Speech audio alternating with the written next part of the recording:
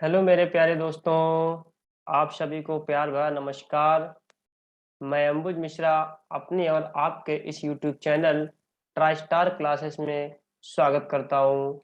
हम लोगों चैप्टर पढ़ रहे थे लेखपाल के कार्य एवं भूमि मापन। इसमें हम लोगों ने चैप्टर में क्या-क्या पढ़ा था? राजस्व विभाग, राजस्व परिषद, राजस्व परिषद के कार्य, राजस्व परिषद का संगठन, राजस्व परिषद के प्रमुख अनुभाग, राजस्व परिषद के लगभग टोटल हम लोगों ने 14 अनुभाग पढ़े हुए थे, ठीक है। इसके बाद राजस्व प्रशासन, उसके प्रमुख अधिकारी कौन-कौन से होते हैं, ठीक है। इसके बाद हमने जिला स्तरीय राजस्व प्रशासन पढ़ा, ठीक है। तहसील क्या होता है, तहसील का मतलब क्या होता है। अब इसी क्रम पे हमारा टॉपिक है अगला जिला प्रशासन संरचना। चैप्टर हमारा यही है लेखपाल के कार्य, भूमि एवं मापन। उसी में टॉपिक हमारा है जिला प्रशासन संरचना। ठीक है बच्चों। यूपी लेखपाल की एग्जाम डेट 19 जून को है बच्चों, ज़्यादा दूर नहीं है वो एग्जाम की डेट।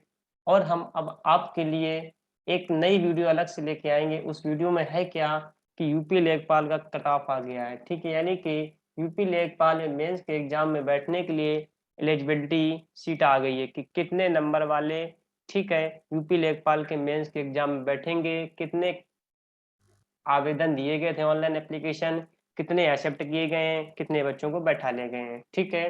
वो नेक्स्ट वीडियो में हम लोग चर्चा करेंगे। आइए पहले हम लोग अपना टॉपिक क्लियर करते हैं। है हमारा जिला प्रशासन संरचना, यानी कि अपने जिले के कौन-कौन अधिकारी होता है, ठीक है। यानी कि किस जगह का अपना मेन उच्च अधिकारी होता है। पहली बात बच्चों, जिला का अधिकारी कौन होता है? जिला का सबसे उच्च अधिकारी आप जानते होंगे, जिला का सबसे उच्च अधिकारी होता है जिला अधिकारी, ठीक है बच्चों। बखूबी से आप जानते होंगे। नेक्स्ट है उप संभाग। क्या है मेरे प्यारे बच्चों? उप संभाग। उप संभाग का उच्च अधिकारी कौन होता है? उप संभाग अधिकारी होता है एसडीओ या फिर एसडीएम, ठीक है मेरे प्यारे बच्चों। तहसील का उच्च अधिकारी कौन होता है? तहसील का उच्च अधिकारी होता है तहसीलदार। कौन होता है मेरे प्यारे बच्चों? तहसील का उच्च अधिकारी होता है तहसीलदार। राजस्व व्रत, राजस्व व्रत का उच्च अधिकारी कौन होता है? राजस्व निरीक्षक, यानी कि बच्चों कानून गो, ठीक है, कानून गो, ओके। हल्का, हल्का का उच्च अधिकारी कौन होता है बच्चों? लेखपाल। लेखपाल क्या करता है? अपने हल्के में जाके क्या करता है बच्चों? काम करता है, ठीक है। इसी क्रम पे अब आगे बढ़ते हैं। उत्तर प्रदेश में राजस्व न्यायालय के बारे में बात करते हैं, ठीक है। उत्तर प्रदेश में राजस्व न्यायालय, इस न्यायालय में सबसे निचली अदालत किसकी होती है? जी बताएं बच्चों। इस अदालत में, यानी कि इस न्यायालय में सबसे निचली अदालत नायब तहसीलदार की होती है, तथा सबसे ऊपरी अदालत के बारे में बात करें, राजस्व न्यायालय की होती है बच्चों, ठीक है। एग्जाम पॉइंट ऑफ व्यू से इसमें से दो क्वेश्चन बन रहे हैं कि राजस्व न्यायालय में सबसे निचली अदालत किसकी होती है? तो ध्यान रखेंगे किसकी होती है मेरे प्यारे बच्चों? नायब तहसीलदार की होती है। किसकी होती है? नायब तहसीलदार की होती है, ठीक है। तथा सबसे ऊपरी अदालत किसकी होती है? सबसे ऊपरी अदालत होती है राजस्व न्यायालय की, ठीक है। चलिए अब आगे बढ़ते हैं हम। इन अदालतों में विभिन्न प्रकार के वादों का निपटारा किया जाता है। भाई अदालत कोर्ट होगी तो क्या होगा? किसी न किसी चीज का निपटारा करने के लिए क्या है? बनाया गया होगा, ठीक है। तो इन अदालतों में विभिन्न प्रकार के वादों का निपटारा किया जाता है। किस तरह का निपटारा? मेड़बंदी का निपटारा किया जाता है। बंटवारा संबंधी विवाद हो कोई भी, ठीक है, यानी कि जमीन से बंटवारा के संबंधी कोई भी विवाद हो तो इन अदालतों में क्या किया जाता है बच्चों? निपटारा किया जाता है। भूमि की नीलामी से संबंधित मामले हों तो भी इस अदालत में निपटारा किए जाते हैं। दाखिल खारिज की प्रक्रिया होती है तो भी इसी अदालत में निपटारा किया जाता है। आगे हम सब पढ़ेंगे कि दाखिल खारिज की प्रक्रिया क्या होती है, ठीक है। जमीन पर मालिकाना हक होने की घोषणा से संबंधित मुकदमे भी इसी अदालत में निपटारे किए जाते हैं, ठीक है। ग्राम सभा की भूमि, ग्राम सभा की भूमि को सुरक्षित करने एवं अवैध कब्जेदारों को बेदखली आदि से संबंधित मामले भी इसी न्यायालय में निपटारा किए जाते हैं, ठीक है। चलिए आगे बढ़ते हैं। राजस्व लेखपाल क्या होता है? राजस्व लेखपाल के बारे में बात कर लें तो लेखपाल गांव स्तर का सरकारी कर्मचारी होता है। जी हाँ मेरे प्यारे बच्चों, बिल्कुल। लेखपाल क्या होता है? गांव स्तर का सरकारी कर्मचारी होता है। लेखपाल का पद राजस्व विभाग के अंतर्गत आता है। यहाँ से पहला क्वेश्चन आपसे पूछ सकता है कि लेखपाल का पद किस विभाग के अंतर्गत आता है? तो ध्यान रखेंगे, लेखपाल का पद राजस्व विभाग के अंतर्गत आता है। लेखपाल को पूर्व में पटवारी भी कहा जाता था। लेखपाल को पहले इन लोगों को क्या कहा जाता था बच्चों? पटवारी भी कहा जाता था, लेकिन दोनों एक ही पद के नाम है, चाहे पटवारी कह दें आप, चाहे लेखपाल कह दें। ठीक है। लेखपाल प्रत्येक खेत का लोखा लेखा जोखा तथा अन्य भू अभिलेखों को अपने रजिस्टर में लेखा जोखा रखने वाला शासकीय अधिकारी होता है। यानी कि जितने लैंड रिकॉर्ड से संबंधित जो भी लेखा जोखा होगा, अपने रजिस्टर में क्या करता है? लेखा जोखा रखने वाला शासकीय अधिकारी होता है। लेखपाल गांव की भूमि का पूर्ण विवरण रखता है। लेखपाल क्या करता है? गांव की जमीन के बारे में एक एक जानकारी रखता है। ठीक है। जिस गांव के लेखपाल, एक गांव के एक या एक से अधिक लेखपाल भी हो सकते हैं, तो लेखपाल क्या करता है? गांव की भूमि की पूर्ण विवरण अपने पास रखता है। ठीक है। लेखपाल गांव की भूमि का पूर्ण विवरण रखता है। लेखपाल के पास समस्त लेखा जोखा होता है। जी बच्चों, बिल्कुल हम जानते हैं, अच्छे से जानते हैं, लेखपाल के पास हर तरह का लेखा जोखा होता है भूमि से संबंधित। नेक्स्ट, किसानों के खेतों में किसानों के खेतों में कूप, नलकूप एवं वृक्षों के आवरण का निर्धारण लेखपाल ही करता है। कौन करता है मेरे प्यारे बच्चों? लेखपाल ही करता है। कृषक के निधन के बाद तहसीलदार या अपर जिला कलेक्टर की आज्ञा से लेखपाल उत्तराधिकारी की भूमि का हस्तांतरण करता है। ठीक है, थोड़ा यहाँ पे कु गलत लिखा है, यहाँ पे की होना चाहिए। ठीक है, कोई बात नहीं, इन सब चीजों पे, छोटी मोटी चीजों पे आप ध्यान मत दीजिए। ठीक है। कृषक के निधन के बाद, यानी कि किसान के निधन के बाद तहसीलदार या अपर जिला कलेक्टर की आज्ञा से लेखपाल उत्तराधिकारी की भूमि का हस्तांतरण करता है। ठीक। भूमि संबंधित विवादों का निपटारा भी लेखपाल के माध्यम से किया जाता है। सर, भूमि संबंधित विवादों का निपटारा लेखपाल के माध्यम से क्यों किया जाता है बच्चों? क्योंकि लेखपाल के पास पूरी जमीन का लेखा जोखा होता है, उसी के पास तो पूरी जमीन का विवरण होता है। जी बिल्कुल सर। जब कोई व्यक्ति किसी दूसरे व्यक्ति को जमीन बेचता है, तो क्रेता के नाम भूमि का हस्तांतरण भी लेखपाल द्वारा किया जाता है। जब कोई व्यक्ति किसी दूसरे व्यक्ति को जमीन बेचता है, तो क्रेता के नाम भूमि का हस्तांतरण भी लेखपाल के द्वारा किया जाता है। ठीक है जी। आगे बढ़ते हैं। लेखपाल के पास अनेक प्रकार के भूमि से संबंधित कागजात होते हैं। यानी कि भूमि से रिलेटेड जो भी कागजात होते हैं, लेखपाल के पास होते हैं। इन कागजात के माध्यम से लेखपाल ग्रामीण क्षेत्र में भूमि पर नियंत्रण रखता है। ठीक है। लेखपाल के पास कौन कौन से कागजात होते हैं भूमि से संबंधित? खसरा होता है, जिल्द बंदोबस्त, गांव का नक्शा, खतौनी एवं रोजनामचा जैसे महत्वपूर्ण कागज होते हैं। इन सभी कागजों के बारे में एक एक करके हम बखूबी से पढ़ेंगे। ठीक है। खसरा क्या होता है, जिल्द बंदोबस्त क्या होता है, गांव का नक्शा क्या होता है, खतौनी क्या होता है, रोजनामचा जैसे ही सब महत्वपूर्ण कागज लेखपाल के पास होते हैं बच्चों। ठीक है। चलिए, लेखपाल का ट्रांसफर किसके द्वारा किया जाता है? लेखपाल का ट्रांसफर परगना अधिकारी सहायक कलेक्टर द्वारा किया जाता है। एग्जाम पॉइंट ऑफ व्यू से क्वेश्चन बहुत महत्वपूर्ण है कि लेखपाल का ट्रांसफर किस अधिकारी द्वारा किया जाता है। ध्यान रखेंगे, परगना अधिकारी सहायक कलेक्टर द्वारा किया जाता है। लेखपाल के कार्यों का विवरण किसमें वर्णित होता है, किसमें अंकित होता है? तो ये बहुत महत्वपूर्ण क्वेश्चन है। लेखपाल के जितने भी कार्यों का विवरण है, डिस्क्रिप्शन है, लैंड रिकॉर्ड्स मैनुअल में अंकित होता है। ठीक है। तो लेखपाल के कार्यों का विवरण लैंड रिकॉर्ड्स मैनुअल में वर्णित होता है, और लेखपाल का ट्रांसफर परगना अधिकारी सहायक कलेक्टर द्वारा किया जाता है। ठीक है जी। लेखपाल अपने हलके में प्रत्येक गांव का प्रत्येक वर्ष खेत में जाकर 3 बार निरीक्षण करता है। इसी निरीक्षण को पड़ताल कहा जाता है। ठीक है। लेखपाल क्या करेगा? अपने हलके में प्रत्येक गांव का प्रत्येक वर्ष खेत में जाकर 3 बार निरीक्षण करता है, जिस निरीक्षण को हम लोग पड़ताल कहते हैं। पहली पड़ताल को खरीफ पड़ताल, जो 10 अगस्त से प्रारंभ की जाती है। दूसरी पड़ताल को रबी पड़ताल कहते हैं, जो जनवरी से प्रारंभ होती है। तीसरी पड़ताल तीसरी पड़ताल जायद पड़ताल होती है, जो 1 मई से प्रारंभ होती है। तो ये ध्यान रखना कि लेखपाल अपने हलके में प्रत्येक गांव का प्रत्येक वर्ष खेत में जाकर 3 बार निरीक्षण करता है।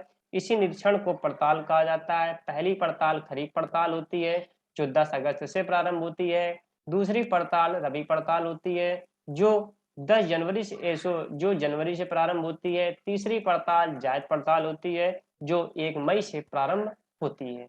ठीक है। आगे बढ़ेंगे। पटवारी शब्द का सबसे पहले उल्लेख शेर शाह सूरी द्वारा किया गया था। एग्जाम पॉइंट ऑफ व्यू से वन लाइनर में क्वेश्चन आने की संभावना बहुत ज्यादा है कि पटवारी शब्द का सबसे पहले उल्लेख किसके द्वारा किया गया था? शेर शाह सूरी के द्वारा किया गया था, जिसमें अकबर के शासन काल में कुछ सुधार किए गए थे। अकबर के शासन काल में कुछ रिफॉर्म्स किए गए थे। ठीक है। ब्रिटिश काल में 1918 में सभी गांवों में सरकार के प्रतिनिधि के रूप में लेखपाल नियुक्त किए गए थे। ठीक है जी। आगे बढ़ेंगे। लेखपाल के पास प्रत्येक गांव का नक्शा होता है। जी बच्चों, हम जानते हैं कि लेखपाल के पास हर गांव का नक्शा होता है। ठीक है। हर लेखपाल अपने अपने गांव का नक्शा लिए रहता है। अपने गांव मतलब उसको सरकार द्वारा जौन से गांव का अधिग्रहण दिया गया है उस गांव को उसके पास क्या होता है? नक्शा होता है। ठीक है। लेखपाल के प्रमुख कागजात क्या होते हैं? लेखपाल के पास सबसे पहला होता है खसरा। खसरा क्या होता है बच्चों? यह गांव का प्रमुख रजिस्टर होता है। प्रत्येक गांव के लिए अलग अलग रजिस्टर बनाया जाता है। ठीक है। अब लेखपाल जैसे अपने अपने गांव के लेखपाल क्या करेंगे? अपने अपने लिए एक अलग से रजिस्टर बनाएंगे। ठीक है। ये गांव का मेन रजिस्टर होता है। खसरा में खेतों का क्षेत्रफल, जोत के मालिक का नाम, सिंचाई की स्रोत एवं बोई जाने वाली फसलों का पूर्ण रूप से विवरण होता है। खसरा में क्या होता है? खेतों का कितना एरिया है, कितना क्षेत्रफल है, जुताई के मालिक का नाम क्या है, सिंचाई का स्रोत कैसा है, जो फसलें इसमें बोई जा रही हैं, इन सभी चीज का पूरी तरह से विवरण होता है। ठीक है। खसरा को लेखपाल के द्वारा 22 अप्रैल तक पूरा किया जाता है। इस खसरा को लेखपाल के द्वारा 22 अप्रैल तक पूरा भरा जाता है। इस रजिस्टर को लेखपाल के द्वारा 22 अप्रैल तक भरा जाता है। लेखपाल खसरा अपने पास 1 साल तक रखता है। इसके बाद तहसील में रजिस्ट्रार कानून गो के पास जमा कर देता है। ध्यान रखना, लेखपाल खसरा अपने पास सिर्फ 1 साल तक रख सकता है। इसके बाद तहसील में रजिस्ट्रार कानून गो के पास जमा कर देता है, यानी कि अपने उच्च अधिकारी के पास इसको जमा कर देता है। ठीक है जी। आगे बढ़ेंगे। जिल्द बंदोबस्त क्या होता है? इसे जनपद स्तर पर तैयार किया जाता है, यानी कि इसे डिस्ट्रिक्ट लेवल पर तैयार किया जाता है इस जिल्द बंदोबस्त को। इसके अंतर्गत प्रत्येक गांव की भूमि का मापन कर एक बंदोबस्त रजिस्टर के रूप में संपूर्ण विवरण सहित जिल्द बंद कर दी जाती है। इसे डिस्ट्रिक्ट लेवल पर तैयार किया जाता है। इसके अंतर्गत प्रत्येक गांव की भूमि का मापन कर एक बंदोबस्त रजिस्टर के रूप में संपूर्ण विवरण सहित जिल्द बंद कर दी जाती है। ठीक है। गांव का नक्शा क्या होता है कि लेखपाल के पास पूरे गांव का नक्शा रहता है। हाँ, हम जानते हैं कि लेखपाल के पास पूरे गांव का नक्शा रहता है, तभी तो उसको पता है कि यहाँ की भूमि का कहाँ क्या कागजात सब उसके पास रहता है। इसे गांव में सजरा भी कहते हैं। गांव के नक्शे को गांव में सजरा भी कहते हैं। ठीक है। यह सजरा कपड़े पर बना होता है। सजरे में गांव की आबादी एवं वन आवरण क्षेत्र को अलग अलग प्रदर्शित किया जाता है। ठीक है। यानी कि इस गांव के नक्शे में जो गांव की आबादी है, यह वन आवरण क्षेत्र है, पेड़ पौधे खेतों वगैरह से इनको अलग अलग प्रदर्शित किया जाता है बच्चों। ठीक है। तो लेखपाल के पास पूरे गांव का नक्शा होता है। नक्शे को गांव में सजरा कहा जाता है। एग्जाम पॉइंट ऑफ व्यू से क्वेश्चन बहुत महत्वपूर्ण है कि गांव के नक्शा को गांव में क्या कहा जाता है? तो इसे सजरा कहा जाता है। ठीक है। आगे बढ़ेंगे। खतौनी क्या होता है? खतौनी में भूमि का समस्त ब्यौरा विद्यमान रहता है। खतौनी में क्या होता है? जमीन का पूरा ब्यौरा विद्यमान रहता है, एक एक रिकॉर्ड्स विद्यमान रहता है। इसे पटवारी या लेखपाल द्वारा 15 नवंबर से पहले तैयार कर लिया जाता है। खतौनी के रजिस्टर को 15 नवंबर से पहले पहले तैयार कर लिया जाता है। खतौनी में होने वाले परिवर्तन को लाल रंग की स्याही से प्रदर्शित किया जाता है, यानी कि जो जो भी खतौनी में परिवर्तित होता है तो इसको लाल रंग की रेड कलर की स्याही से इसको प्रदर्शित किया जाता है। ठीक है। परफॉर्म किया जाता है बच्चों। ठीक है। चलिए आगे बढ़ेंगे। रोजनामचा। रोजनामचा सर क्या होता है? लेखपाल के पास प्रतिदिन के लिए सरकारी विवरणों को लिखने के लिए एक डायरी होती है, जिसे हम लोग रोजनामचा कहते हैं। जैसे हम लोग घर में अपना डेली टाइम टेबल वगैरह बनाते हैं कि आज सुबह हम क्या करेंगे, सुबह कितना पढ़ेंगे, दोपहर में क्या करेंगे, शाम की कितनी देर खेलेंगे, तो ऐसे पूरा हम लोग एक एक विवरण लिखा करते हैं। तो ठीक इसी प्रकार से लेखपाल के पास प्रतिदिन के सरकारी विवरणों को लिखने के लिए एक डायरी होती है, जिसे हम लोग रोजनामचा कहते हैं। ये विवरण प्रतिदिन अलग अलग लिखे जाते हैं, यानी कि आज इस पेज पे, कल इस पेज पे, रोज हर दिन के लिए अलग अलग पेज पर लिखे जाते हैं। ये लेखपाल के पास हमेशा रहती है। ठीक है बच्चों, तो रोज नामचा किसे कहते हैं? सरकारी विवरणों को लिखने के लिए लेखपाल के पास एक डायरी होती है जिससे रोज नामचा कहते हैं। ये विवरण प्रतिदिन अलग अलग लिखे जाते हैं। ये लेखपाल के पास हमेशा रहती है। ठीक है। नेक्स्ट है किसान बही। यह पटवारी या लेखपाल द्वारा तैयार की गई दस्तावेजी पुस्तक होती है। ये पटवारी या लेखपाल के द्वारा तैयार की गई एक डॉक्यूमेंट्स बुक होती है जो किसान के पास रहती है। किसान बही पर किसान के खेत, उसका प्रकार, माता तथा हक संबंधी विवरण होता है, जिसमें किसानों को अपनी भूमि की पूरी जानकारी प्राप्त होती है। ठीक है, तो ये लेखपाल द्वारा तैयार की जाती है किताब किसान बही को, जो किसान के पास रहती है। किसान बही पर होता है क्या? किसान के खेत, उसका प्रकार कैसा है, माता तथा हक, जितने भी संबंधी, जमीन से संबंधी यानी कि भूमि से संबंध जिनका जिनका है उनका सबका पूरा विवरण होता है। किसानों को अपनी भूमि की पूरी जानकारी प्राप्त होती है। नेक्स्ट, गांव रजिस्टर। यह रजिस्टर कलेक्टर द्वारा प्रत्येक 5 वर्ष पर तैयार कराया जाता है। हर 5 साल पर यह रजिस्टर कलेक्टर के द्वारा तैयार किया जाता है बच्चों। ठीक है। नेक्स्ट है अधिकार अभिलेख।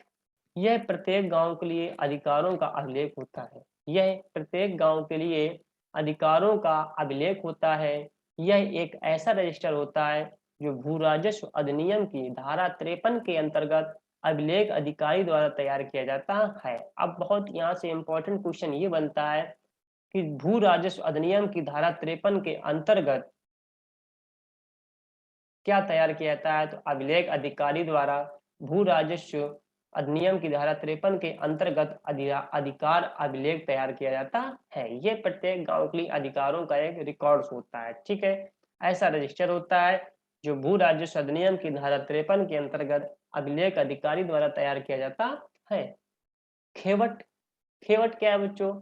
उत्तर प्रदेश जमींदारी उन्मूलन एवं भूमि सुधार अधिनियम 1950 के लागू होने के पूर्व में प्रत्येक गांव के लिए 2 अधिकार, अभिलेख और खतौनी थे।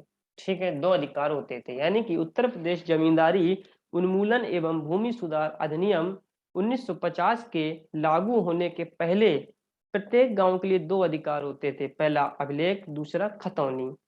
खेवट जमींदार और जमींदारी प्रथा से संबंधित रजिस्टर था। खेवट था क्या? कि जमींदार और जमींदारी प्रथा से संबंधित रजिस्टर था, अर्थात यह जमींदारी का एक रजिस्टर था। इस जमींदारी उन्मूलन कानून के लागू होने के बाद बंद कर दिया गया था।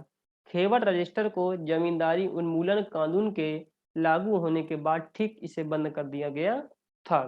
तो खेवट का रजिस्टर किससे संबंधित है? जमींदार और जमींदारी प्रथा से संबंधित रजिस्टर था। ठीक है, यानी कि यूं कह दें कि जमींदारी का एक रजिस्टर था, लेकिन जब जमींदारी का उन्मूलन हुआ तो जमींदारी उन्मूलन कानून के लागू होने के बाद इसे बंद कर दिया गया था। ठीक जी, आगे बढ़ेंगे। जमाबंदी। जमाबंदी क्या होता है बच्चों? रिकॉर्ड ऑफ राइट्स होता है। ठीक है, record of rights.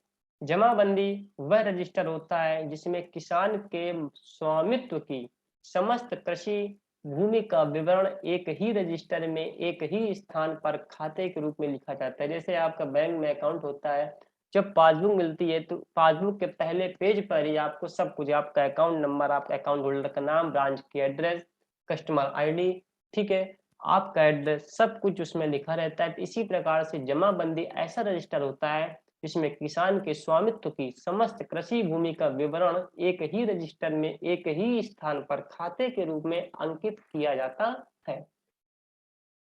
Jamabandi register की 2 प्रतियां तैयार की जाती हैं। एक प्रति यानी कि एक फोटोकॉपी तहसील कार्यालय में, दूसरी फोटोकॉपी संबंधित पटवारी के पास रहती है। तो ध्यान रखेंगे, रिकॉर्ड ऑफ राइट्स की 2 प्रतियां तैयार की जाती हैं। पहली कॉपी तहसील कार्यालय में रहेगी, दूसरी प्रति पटवारी के पास रहती है, यानी कि लेखपाल के पास रहती है। प्रत्येक 5 वर्ष पर जमाबंदी का नवीकरण किया जाता है। ठीक है, हर 5 वर्ष पर जमाबंदी रिकॉर्ड ऑफ राइट्स का रिन्यूअल किया जाता है, नवीकरण किया जाता है। इस दौरान किसी कारण से किसान के स्वामित्व की भूमि में यदि कोई परिवर्तन आता है तो पटवारी जमाबंदी रजिस्टर में नोट कर लेता है। यानी कि किसान भाई 5 साल पर जब इसको नवीकरण किया जाता है, तो अब जैसे आज हमने लिख दिया, अब रजिस्टर को अपडेट होना है 5 साल बाद, तो क्या करेगा किसान, स्वामित्व की भूमि में यदि परिवर्तन ऐसे आता है तो पटवारी जमाबंदी रजिस्टर में नोट कर लेता है। ठीक है बच्चों।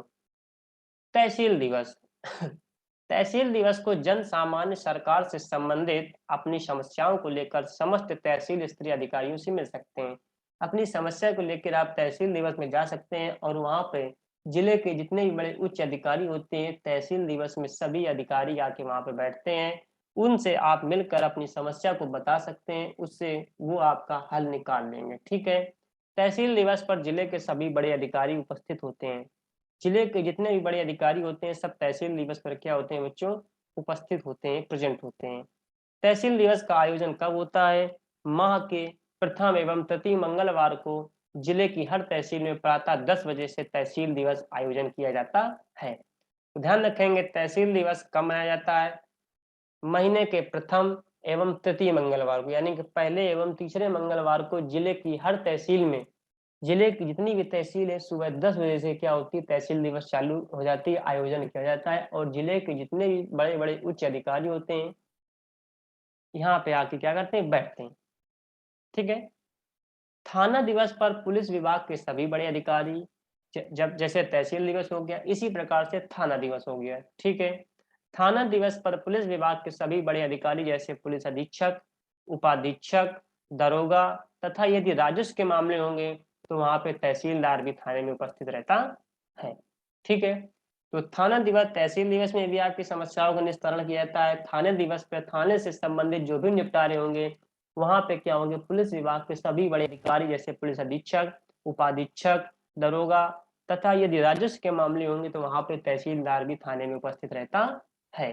ठीक है। अब हम लोगों ने जितना अभी तक पढ़ा था लेखपाल के बारे में, इसका आइए यहाँ पे हम आपके लिए कुछ 9 लगभग क्वेश्चन लाए हुए, 9 से 10 क्वेश्चन लाए हुए हैं। इन क्वेश्चंस को आइए एक एक करके पढ़ते हैं। ठीक है। लेखपाल का उल्लेख किस अधिनियम की धारा में है? बहुत इंपॉर्टेंट क्वेश्चन है, जितने हम क्वेश्चन आपके लिए अब लिख के लाए हैं ये बहुत इंपॉर्टेंट क्वेश्चन है। लेखपाल का उल्लेख किस अधिनियम की धारा में है? उत्तर प्रदेश भू राजस्व अधिनियम 1901 की धारा 23 में। ठीक है। उत्तर प्रदेश भू राजस्व अधिनियम 1901 की धारा 23 में लेखपाल का उल्लेख है बच्चों। ठीक है, ध्यान रखेंगे, बहुत इंपॉर्टेंट क्वेश्चन है। ठीक है। लेखपाल अपने हलके में कार्य करता है, उसका ट्रांसफर किसके द्वारा किया जाता है? जी हाँ बच्चों, अपने हलके में गांव में कार्य करता है जाके और साल में 3 बार निरीक्षण करता है। इसी निरीक्षण को क्या कहते हैं? पड़ताल कहते हैं। ठीक है, पहले खरीफ की, फिर रबी पड़ताल, फिर जायद पड़ताल करता है। ठीक है। तो लेखपाल अपने हलके में कार्य करता है, उसका ट्रांसफर किसके द्वारा किया जाता है? परगना अधिकारी या सहायक कलेक्टर द्वारा उसका ट्रांसफर कर दिया जाता है। लेखपाल के कार्यों का विवरण किसमें अंकित है? हमने अभी बताया था आपको, लेखपाल के कार्यों का विवरण लैंड रिकॉर्ड मैनुअल में अंकित है मेरे प्यारे बच्चों। ठीक है। किसके समय में पटवारी का नाम बदल कर लेखपाल कर दिया गया था? किसके समय में पटवारी का नाम बदल कर लेखपाल कर दिया गया था? चौधरी चरण सिंह की सरकार के समय में। चौधरी चरण सिंह की सरकार के समय में पटवारी का नाम बदल कर लेखपाल कर दिया गया था। ध्यान रखेंगे क्वेश्चन बच्चों। ठीक है। पटवारी शब्द का सबसे पहले उल्लेख किसने किया? वो किया था हमारे शेरशाह सूरी ने। और पटवारी का नाम बदलकर लेखपाल किसने कर दिया? ठीक है, किसके समय में? चौधरी चरण सिंह की सरकार के समय में। दाखिल खारिज की प्रक्रिया कब होती है? दाखिल खारिज की प्रक्रिया कब होती है? जब कभी भूमि के कब्जे में परिवर्तन होता है, यानी कि जब कभी भूमि की कब्जे में परिवर्तन होता है, इसके अंतर्गत खतौनी में जोतदार के नाम का परिवर्तन किया जाता है, तब दाखिल खारिज की प्रक्रिया होती है। ठीक है।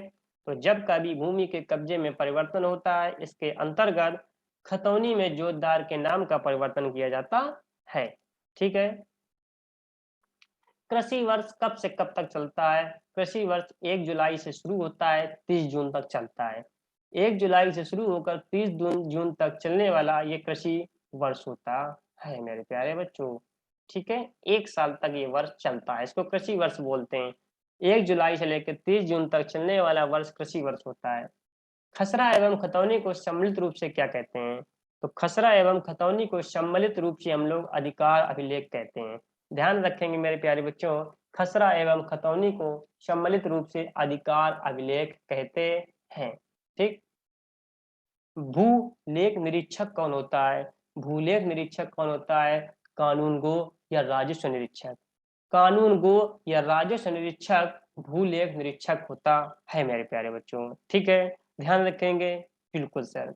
अमीन कौन होता है? भू राजस्व की वसूली करने वाला अमीन होता है। भू राजस्व की वसूली करने वाला अमीन कहलाता है। और भूलेख का निरीक्षक कौन होता है? तो कानूनगो होगा। ये तो फिर बच्चों राजस्व निरीक्षक होता है। ठीक है जी। चकबंदी विभाग हम आपको कल पढ़ाएंगे। ठीक है, यहीं तक क्लास को आज रहने देते हैं। तो ध्यान रखेंगे, अमीन कौन होता है? भू राजस्व की वसूली करने वाला अमीन कहलाता है। भूलेख निरीक्षक कौन होता है? कानून गो या राजस्व निरीक्षक को भूलेख निरीक्षक कहते हैं। कृषि वर्ष कब से कब तक चलता है? 1 जुलाई से लेकर 30 जून तक चलने वाला वर्ष कृषि वर्ष कहलाता है। खसरा एवं खतौनी को सम्मिलित रूप से क्या कहते हैं? अधिकार अभिलेख कहते हैं। दाखिल खारिज की प्रक्रिया कब होती है? जब कभी भूमि के कब्जे में परिवर्तन आता है। इसके अंतर्गत खतौनी में जोतदार के नाम का परिवर्तन किया जाता है। लेखपाल के कार्यों का विवरण किसमें अंकित है? लैंड रिकॉर्ड्स मैनुअल में। ठीक है। किसके समय में पटवारी का नाम बदलकर लेखपाल कर दिया गया? चौधरी चरण सिंह की सरकार के समय में। और लेखपाल पटवारी शब्द का सबसे पहले उल्लेख किसके द्वारा किया गया? शेरशाह सूरी के द्वारा। लेखपाल का उल्लेख किस अधिनियम की धारा में है? उत्तर प्रदेश भू राजस्व अधिनियम 1901 की धारा 23 में लेखपाल का उल्लेख है। लेखपाल अपने हल्के में कार्य करता है, उसका ट्रांसफर किसके द्वारा किया जाता है? परगना अधिकारी या सहायक कलेक्टर द्वारा।